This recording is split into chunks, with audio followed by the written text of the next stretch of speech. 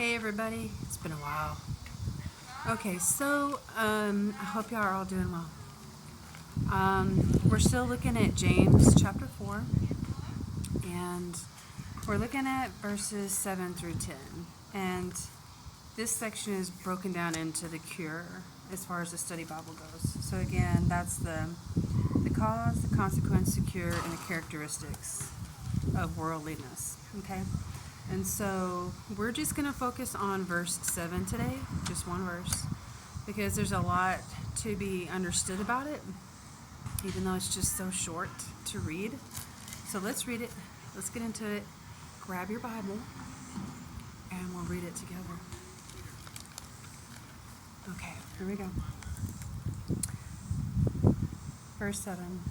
Submit therefore to God, resist the devil, and he will flee from you.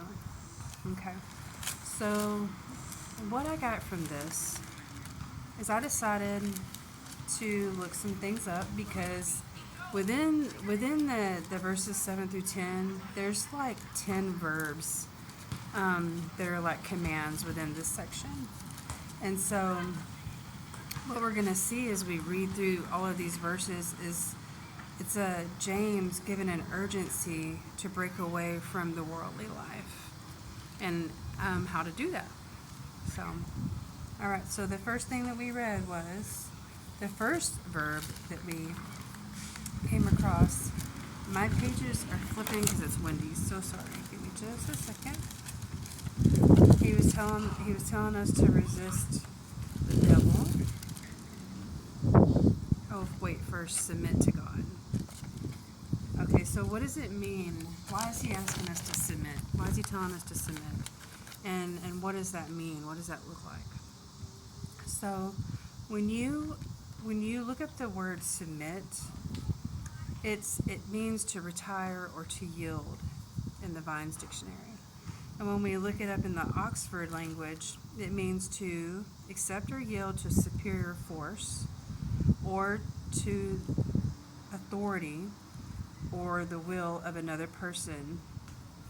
So that's what submit means there. And so why is James urging us to submit to God? Well, in this submission that we give to God, it gives us the ability to resist the enemy. Okay? A complete submission to him will help you be able to resist. And so then we're going to look at what it means, resist the devil and he will flee from you. So we're going to look at resist first and then flee and see what it says, okay? So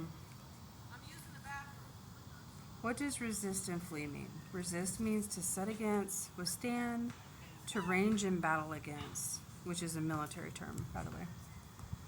And that's in the Vine's dictionary. Now, if we look at the Oxford language, it means to resist from doing or having. That's the verb.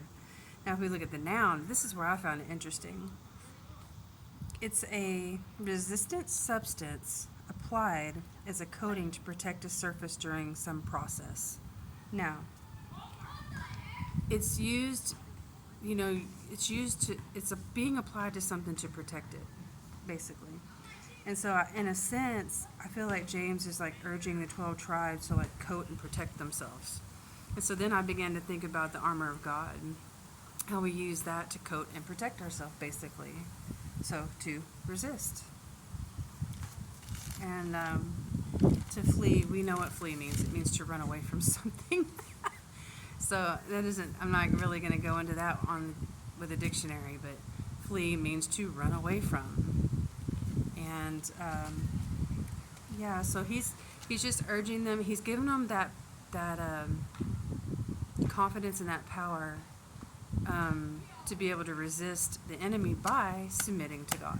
So first you must submit, then you're able to resist, and then the enemy will have to flee from you. He'll have to run away because he can't stand against God. So that is verse 7. That's all I have to say about that. I hope it helps y'all understand it a little bit better. I mean, it's pretty straightforward to begin with, but I just thought I would break the words down and kind of give a little more like visual aid to it. But I also have a really funny story for y'all. Okay, so my late husband, my firstborn's father,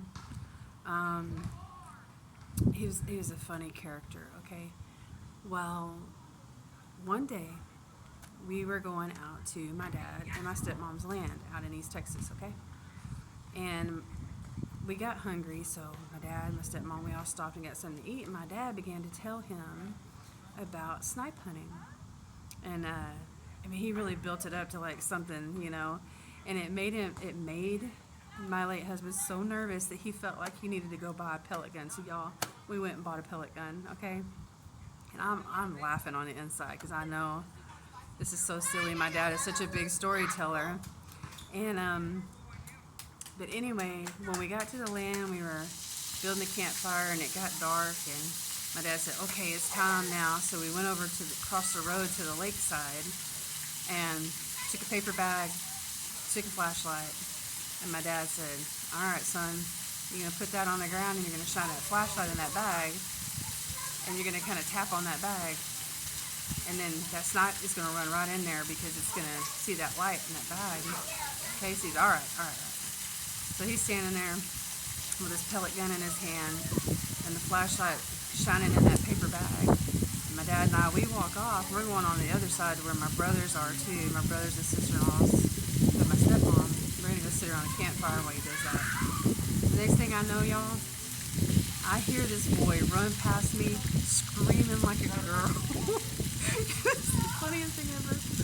He's screaming like a girl, and all I know is I got whoosh straight past me, man. And all I saw was his backside in the dark and that flashlight bobbing around in the dark. It was the funniest thing ever. Me and my dad were laughing so hard.